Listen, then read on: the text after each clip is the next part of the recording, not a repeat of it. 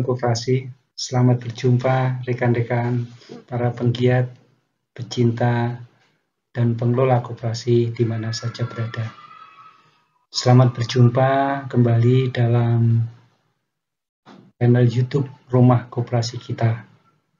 Kali ini saya akan menyampaikan sebuah ulasan untuk menjawab pertanyaan, tepatkah membukukan bunga dalam tata kelola usaha simpan pinjam koperasi sebagai penghasilan? Baiklah rekan-rekan, saya akan sampaikan dalam bentuk paparan. Semoga apa yang kami sampaikan bermanfaat, walaupun penjelasan ini sangat sederhana. Salam koperasi.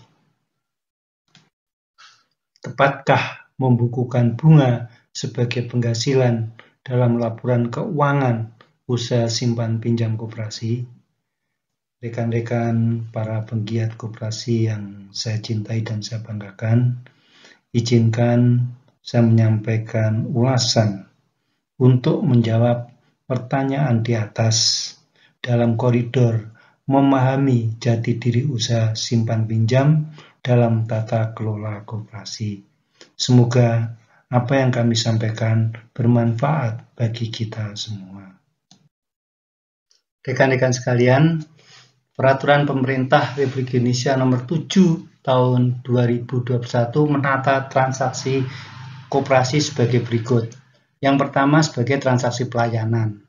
Transaksi pelayanan adalah transaksi antar anggota. Jadi transaksi yang terjadi antara koperasi dengan anggotanya. Atau dapat kita katakan transaksi pelayanan adalah transaksi antar anggota dalam wadah koperasi yang dimilikinya. Dan transaksi itu adalah transaksi untuk saling menolong, saling bersama-sama memenuhi kebutuhannya seluruh anggota.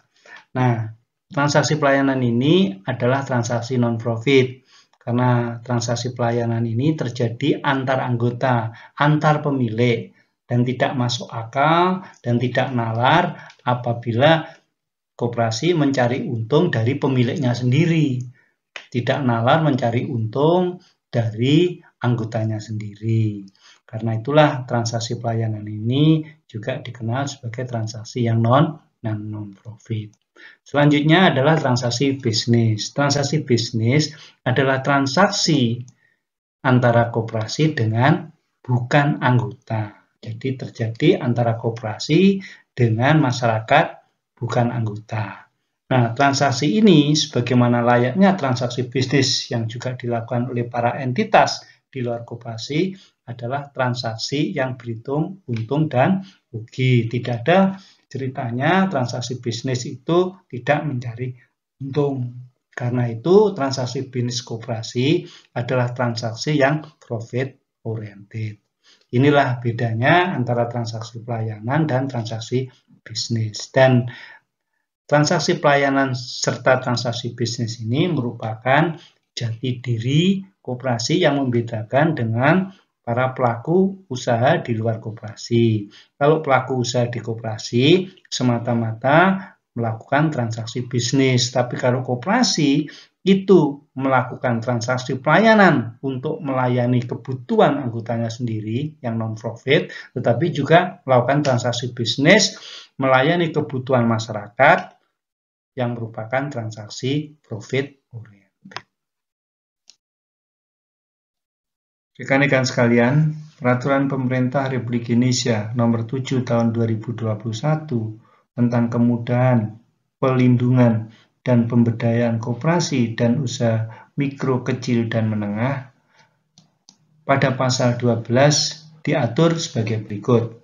Pada ayat 1, kelebihan kemampuan pelayanan koperasi dapat digunakan untuk memenuhi kebutuhan masyarakat yang bukan anggota koperasi dalam rangka menarik minat masyarakat menjadi anggota koperasi.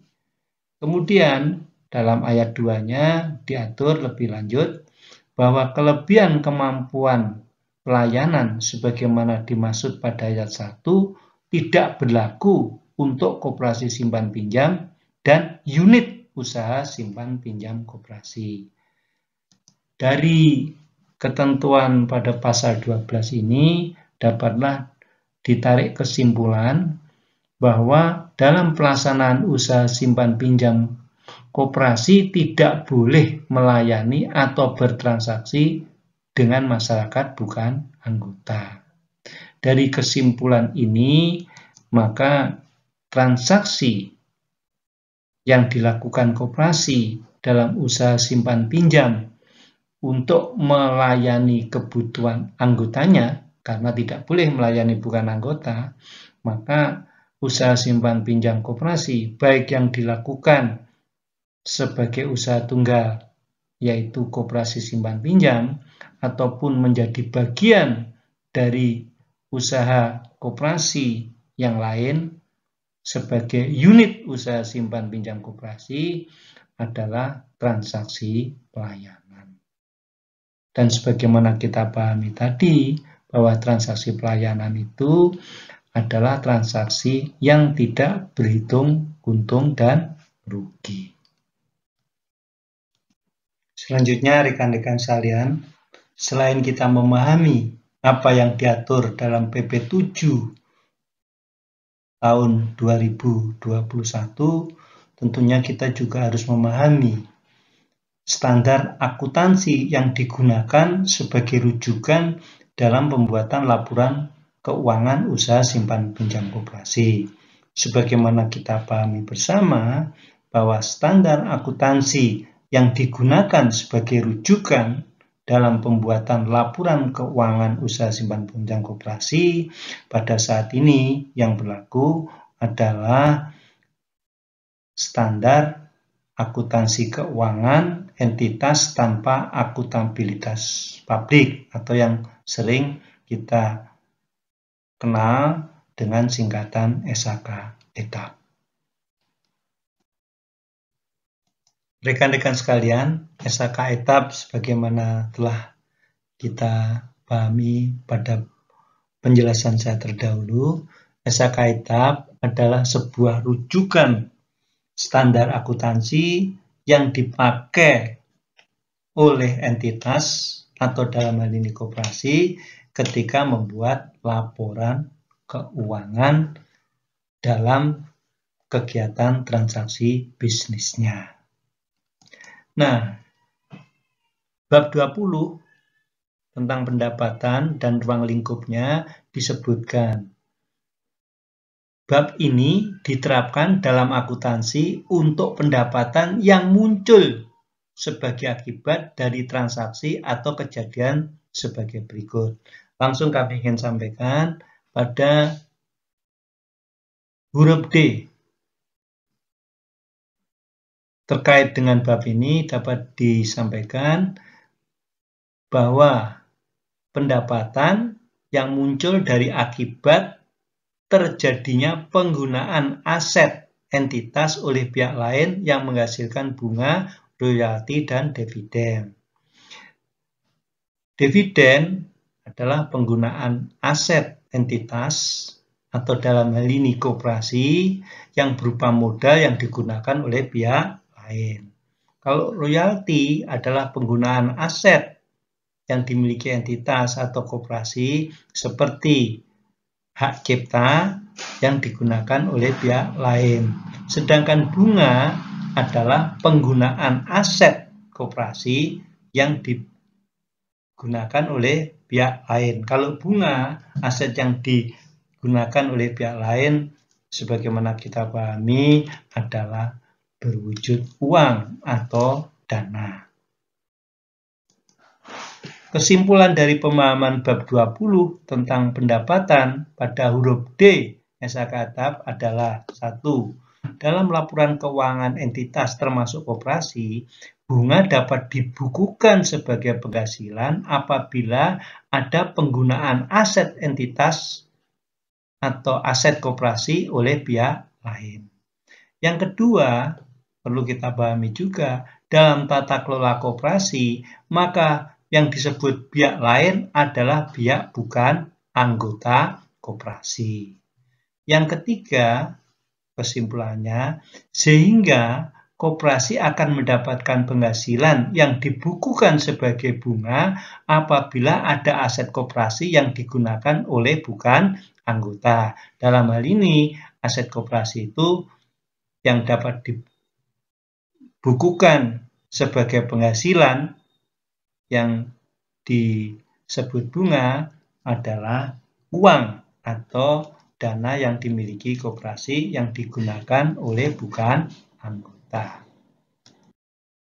Rekan-rekan sekalian, marilah sekarang kita melihat praktek penggunaan aset dalam kegiatan usaha simpan pinjam di koperasi yang harus kita lakukan sesuai dengan ketentuan dalam PP 7 tahun 2021.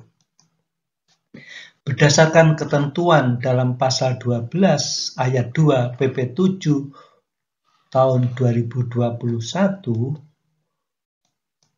di mana diatur bahwa usaha simpan pinjam koperasi itu tidak boleh melayani bukan anggota. Usaha simpan pinjam koperasi hanya diperbolehkan untuk digunakan melayani kebutuhan anggotanya sendiri yang tadi sudah kita pahami, kita kenal dengan transaksi pelayanan.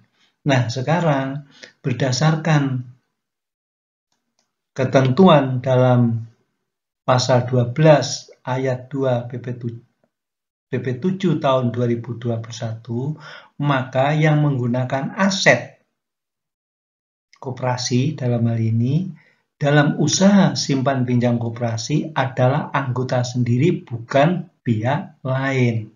Jadi sebetulnya aset yang dimiliki koperasi sebagai modal untuk kegiatan usaha simpan pinjam di koperasi yang menggunakan adalah anggotanya sendiri, bukan pihak lain. Rekan-rekan sekalian, marilah sekarang kita tarik benang merah penerapan pasal 12 ayat 2 PP 7 tahun 2021 dengan bab 20 huruf D SHK etap dalam tata kelola usaha simpan pinjam koperasi. Rekan-rekan sekalian, usaha simpan pinjam koperasi tidak boleh bertransaksi dengan bukan anggota. Ini diatur dalam pasal 12 ayat 2 PP 7 tahun 2021. Maka dapat ditarik kesimpulan bahwa tidak ada aset koperasi yang digunakan oleh pihak lain dalam kegiatan usaha simpan pinjam koperasi. Karena dalam kegiatan usaha simpan pinjam koperasi, koperasi tidak bertransaksi dengan pihak bukan anggota atau pihak lain. Selanjutnya, rekan-rekan sekalian, bunga diakui sebagai penghasilan apabila ada penggunaan aset koperasi yang digunakan oleh pihak lain, sebagaimana diatur dalam bab 20 huruf D SHK etap. Nah, rekan-rekan sekalian, dari benang merah yang terhubung ini dapat ditarik kesimpulan dari pokok pikiran di atas, dapat ditarik benang merah sebagai berikut. Dalam usaha simpan pinjam koperasi tidak ada kas masuk sebagai bunga, karena kas masuk dalam kegiatan usaha simpan pinjam koperasi karena hanya bertransaksi dengan anggotanya saja, maka tidak ada kas masuk dari pihak bukan anggota atau pihak lain. Nah, sekali lagi kesimpulannya dari pokok pikiran di atas dapat ditarik benang merah sebagai berikut. Dalam usaha simpan pinjam koperasi tidak ada kas masuk sebagai bunga atau kas masuk yang dibukukan sebagai bunga sebagai penghasilan koperasi dalam usaha simpan pinjamnya. Rekan-rekan sekalian, berdasarkan apa yang saya sampaikan terdahulu, maka ke depan laporan keuangan usaha simpan pinjam koperasi sesuai dengan nilai dan prinsip koperasi adalah gerakan saling tolong-menolong antar anggota di sektor keuangan. Karena itu, maka membukukan pengakuan bunga sebagai penghasilan koperasi dalam kegiatan usaha simpan pinjam sudah tidak tepat lagi dan tidak sesuai dengan ketentuan yang berlaku pada saat ini. Salah kaprah dalam pembukuan laporan usaha simpan pinjam koperasi bertahun-tahun sudah saatnya kita betulkan bersama-sama. Dan yang harus kita pahami lagi, karena dalam usaha simpan pinjam koperasi tidak ada aset koperasi yang digunakan oleh pihak lain. Inilah rekan-rekan sekalian jawaban dari pertanyaan yang disampaikan di depan, yaitu membukukan pengakuan bunga sebagai penghasilan koperasi dalam kegiatan usaha simpan pinjam tidak tepat lagi dan tidak sesuai dengan ketentuan yang berlaku. Jadi sekali lagi rekan-rekan sekalian, bahwa bunga itu diterima koperasi ketika ada aset koperasi yang digunakan oleh pihak lain. Sedangkan dalam kegiatan usaha simpan pinjam tidak ada dan tidak boleh ada aset koperasi yang digunakan oleh pihak lain. Karena itu, sekali lagi, membukukan pengakuan bunga sebagai penghasilan koperasi dalam kegiatan usaha simpan pinjam tidak tepat lagi dan tidak sesuai dengan ketentuan yang berlaku. Demikianlah rekan-rekan sekalian, semoga apa yang kami sampaikan bermanfaat bagi kita semua. Ada kurang lebihnya saya mohon maaf. Sampai berjumpa dalam paparan berikutnya. Salam koperasi.